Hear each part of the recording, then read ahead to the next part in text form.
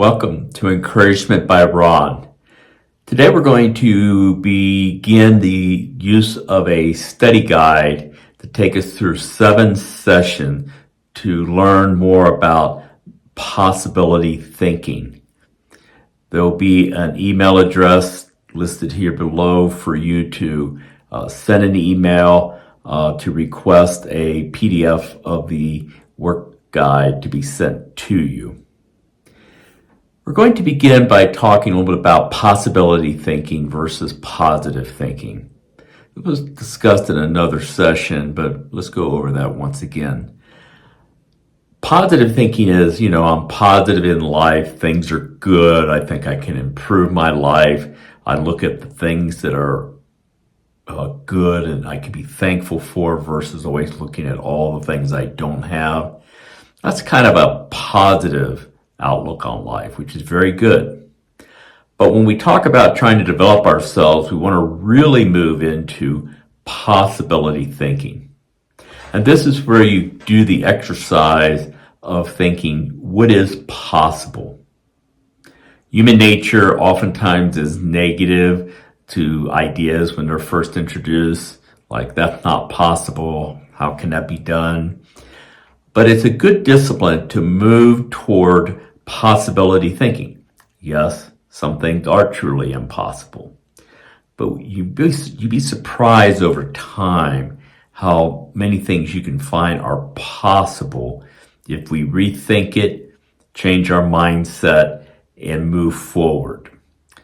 So in using the workbook study guide for the 7th session, there'll be some questions and reflections on how to move into being more positive, but really how to be more of a possibility thinker, where there are times when you just think it cannot be done.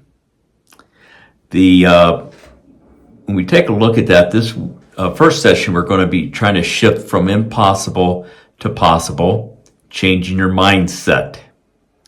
So here's a couple of reflection questions to ask yourself. If you have the study guide, then you can write it down. Think of what your responses will be. Where do I usually stop myself by saying I can't? And the purpose of this question is to think over the times that an idea has been presented or an idea you've thought of and you stop yourself. If we take a look at several examples, you may find that you have a tendency to stop yourself at a certain point, something you just don't think you can move beyond. One might be that you've never completed a major project in your life. And so if you think, okay, can I renovate the bathroom, the kitchen? Can I add a living space in the basement? Can I restore a vehicle? Can I start a business? Whatever it might be.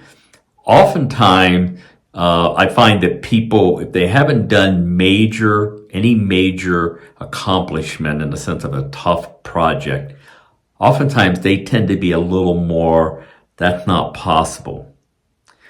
I was very fortunate when I was age 16. I had been, previous to that summer of age 16, I'd been a person that would start projects, never finish them, didn't do the hard thing.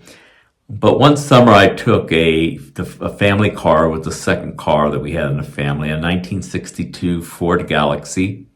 And I had a dream of customizing a car.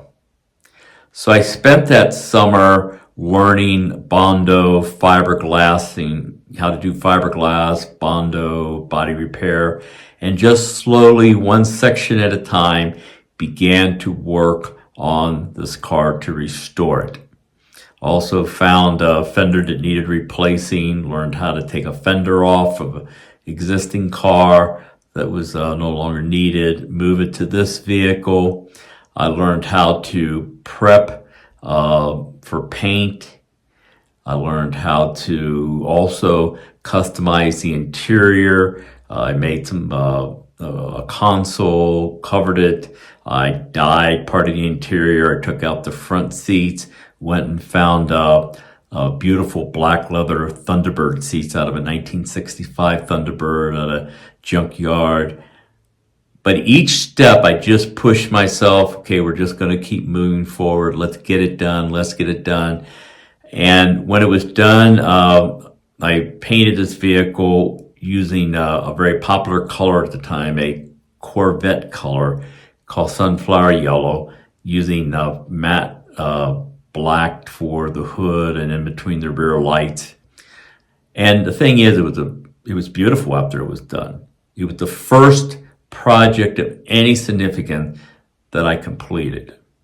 Now, what was interesting is that immediately following that summer, I became from a mediocre student to a straight A student in high school.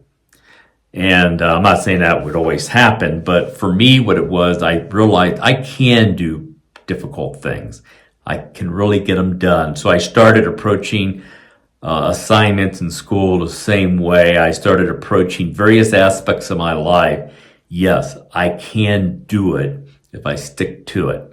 I even later on with this vehicle, with the help of my dad, overhauled the engine, learned how to do the mechanics of that, and so forth. But the first part I did mostly by myself. In other words, I learned how to do all those things. Now I realized that's a really big project. But I found that was the first time I completed something that was really tough. After that, I became a much better possibility thinker. So we want to think through, what do I usually stop myself by saying I can't? Another question to reflect upon is, what is one area that I am open to rethinking? Maybe something that you've really not pushed yourself through, but you're open to rethinking. You're open, whether that's a professional career issue, a personal issue in your life, private issue, or if it's something spiritual.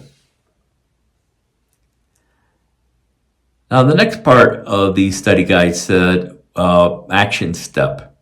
Write down 3 impossibles in your life.